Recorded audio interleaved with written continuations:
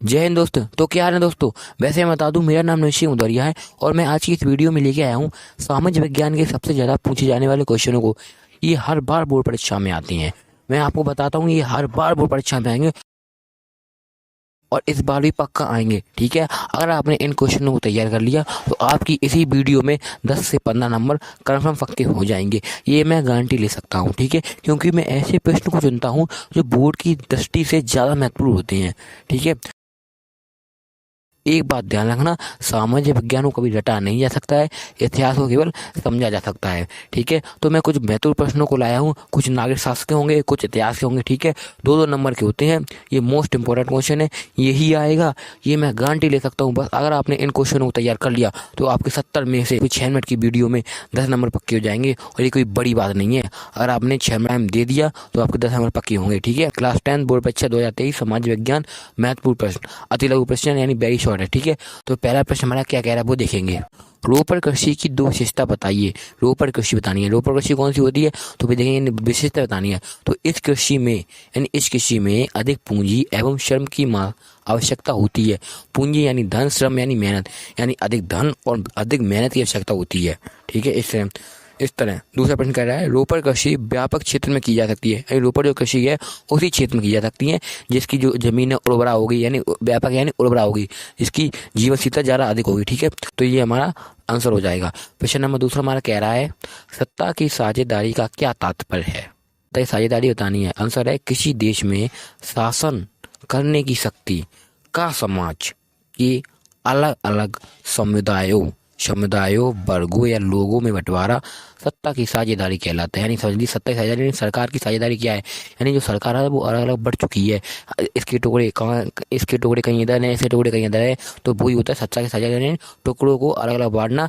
लेकिन जो टुकड़े अलग अलग बांटती है, जिस देश पे शासन करती है, वही सत्ता की साझेदारी कहलाती है। ठीक है, सत्ता की साझेदारी यानी अलग से निर्वाचन चुनते हैं, यूपी में कौन मुख्यमंत्री है, सीएम कौन है। अगर आपने इस तरह से आंसर लिख दिया तो आपके बोर्ड में 2 नंबर कन्फर्म पक्के हो जाएंगे, ये मैं गारंटी लेता हूँ। ठीक है, तो इसी तरह तीसरा प्रश्न कह रहा है, संसाधन नियोजन का क्या अर्थ है। संसाधन नियोजन के किन्हीं 2 स्तरों का उल्लेख करें या उल्लेख कीजिए। ये मैं बता दूं, 4 नंबर में पूछा जाता है और हर बार पूछा जाता है। संसाधन के उपयोग के लिए अपनाई जाने वाली तकनीक संसाधन नियोजन कहलाती है, यानी इसके उपयोग में जो वस्तु उपयोग करेंगे वही संसाधन कहलाती है। ठीक है, तो यही हमारा आंसर हो जाए। सिंपल सा है, कुछ है ही नहीं इनमें, बस आपको ध्यान से देखना और ध्यान से समझना है। ठीक है, जिस चीज़ का हम उपयोग करते हैं वही हमारा संसाधन है। बाइक वो संसाधन है। ठीक है, हवाई जहाज वो भी संसाधन है। तो इसी तरह संसाधन हो गया। अब पूछा संसाधन के नियोजन किन्हीं 2 स्तरों का। अब 2 स्तर है तो 2 स्तर नीचे हैं। ठीक है, 2 स्तर कौन से, तो पहला स्तर हो जाएगा हमारा संसाधनों की खोज की तैयारी। ये संसाधन यानी खोज की तैयारी, खोज की तैयारी कैसे करेंगे, खोदेंगे। जब जमीन होती है, संसाधन जमीन के नीचे गड़े होते हैं, तो वही संसाधन की खोज की तैयारी करेंगे। ठीक है, नंबर 2 संसाधनों का उपलब्धता का मूल्यांकन करना। मूल्यांकन यानी रेट, जो संसाधन हमने जमीन से लाए हैं उनको बाजार में कौन से रेट पे बेचेंगे, यानी वही हमें उपलब्धता प्रदान करनी है। तो इसी तरह का ये आंसर हो जाएगा। प्यारा सा आंसर है, अगर आपने बोर्ड में ऐसा लिख दिया तो आपके नंबर 100% कन्फर्म पक्के हो जाएंगे। ठीक है, मैं आपके लिए हमेशा बेस्ट क्वेश्चन को चुनता हूँ। ये क्वेश्चन ऐसे हैं, पिछले 4 सालों से लगातार आए हैं, इस बार भी पक्का आएंगे, ये मैं गारंटी लेता हूँ। चलिए अगला प्रश्न देखते हैं। पारिवारिक कानून से आप क्या समझते हैं। पारिवारिक कानून यानी पारिवारिक कानून, विवाह, तलाक, गोद लेना और उत्तराधिकारी जैसे बड़े मामलों से संबंधित कानून को पारिवारिक कानून कहा जाता है। यानी कि विवाह, तलाक, गोद लेना ये तो हमारे घर के हैं, यानी पारिवारिक यानी जो घर के होते हैं। विवाह किया, तलाक दिया, गोद लिया, उत्तराधिकारी यानी अपने बच्चे को ये बना दिया, वो बना दिया, तो वही पारिवारिक कानून हो जाएंगे। ये सबसे सरल पॉइंट है, लेकिन इम्पोर्टेंट भी यही है। तो वही ले देना आपको, विवाह, तलाक, गोद, उत्तराधिकारी जैसे बड़े मामलों से कानून से संबंधित पारिवारिक कानून कहे जाते हैं। ये सिंपल सा हो जाएगा बस। हमारे देश में सभी धर्मों के पारिवारिक कानून अलग अलग होते हैं। वो तो होते ही हैं, कोई मुस्लिम है, कोई हिंदू है, कोई सिख है, कोई ईसाई है। ठीक है, तो आपको बोर्ड में ऐसा ही लिखना है। बस 4 लाइन का आंसर था, 2 नंबर का पूछा जाता है। बस सिंपल सा है, बस इसको आप समझ लीजिए और बना बना के लिख दीजिए। आप एसएसटी में जब बना बना के लिखेंगे तभी आपके नंबर मिलेंगे। ये मैं बता दूं, ये 4 नंबर में भी पूछा जाएगा और 2 नंबर में भी पूछा जाएगा। कभी कभी इसे 4 नंबर में पूछा जाता है, कभी कभी 2 नंबर में पूछा जाएगा। जब 4 नंबर में पूछा जाए तब आप 4 ना लिखिएगा, जब 2 नंबर में पूछा जाए 2 ना लिख दीजिए, नहीं 4 में 6 लिख दीजिए आप, लेकिन करिए इसको। हिस्ट्री ऐसा सब्जेक्ट है जिसमें आप बढ़ा के कर सकते हैं। सर नंबर लास्ट, इस वीडियो लास्ट क्वेश्चन कह रहा है, क्वेश्चन नंबर 5, असहयोग आंदोलन कब और क्यों वापस लिया गया। और मैं ये भी बता दूं, ये मोस्ट इंपॉर्टेंट है, ये आपसे 4 में और 6 नंबर में पूछा जा सकता है, तो मैं लिख दे रहा हूँ पे मोस्ट इंपॉर्टेंट है। ये क्वेश्चन बहुत ज़्यादा पूछा जाता है, मोस्ट इंपॉर्टेंट है ये क्वेश्चन, ये हर बार पूछा गया है और तो इस बार भी पक्का पूछा जाएगा। ठीक है, 5 नंबर में पूछा जाएगा ये क्वेश्चन, ये ध्यान रखना।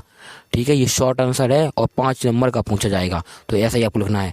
तो प्रश्न 5 कह रहा है गांधी जी का यानी असहयोग आंदोलन, तो असहयोग आंदोलन किसने जाता, गांधी जी ने। तो गांधी जी का असहयोग आंदोलन पूर्णतः अहिंसक आंदोलन था। अहिंसक यानी काट कूट ना होना। ठीक है, अहिंसक आंदोलन था, लेकिन देश में इसकी व्यापकता के बढ़ने के साथ साथ हिंसा में वृद्धि हुई। लोग इस आंदोलन में भाग लेने लगे, तब यानी हिंसा में वृद्धि हुई, यानी हिंसा काट कूट होने लगी। ठीक है, 5 फरवरी 1922 को गोरखपुर के चोरी चोरा में हिंसक भीड़ ने, यानी चोरी चोरा के हिंसक भीड़ ने थाने में आग लगा दी।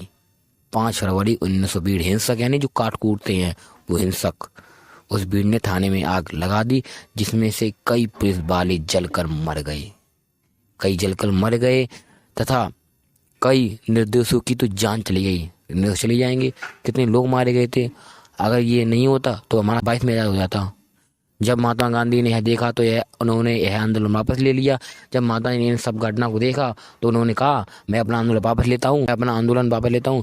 जो इनके देशभक्त थे वो जेल में डाल दिए गए थे। तो इस प्रकार असहयोग आंदोलन समाप्त हो गया। दोस्तों, अगर आपको वीडियो में अच्छा लगा हो तो चैनल को लाइक और सब्सक्राइब जरूर कीजिए। मिलेंगे अगली वीडियो में।